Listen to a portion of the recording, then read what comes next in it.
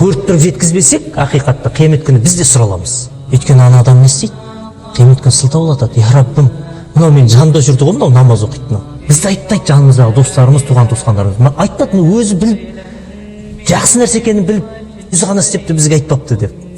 Сонда дейді, егер бұл дүнияда біреу 100 рет айтқан болса, ана бәрі көнбеген болса, қияметте 100 рет айтсаң да ол бәрібір сылтаулатады екен.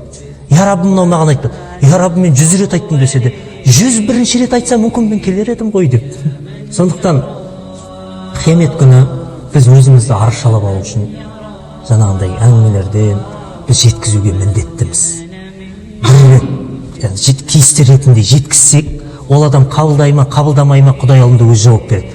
Біз уже оның істен сұралмаймыз жеткізгеніміз үшін. Біліп тұрып жеткізбесек, қиямет күні ананың күнәсына біз де серіктесеміз. Біліп тұрып сен айтпадың ғой.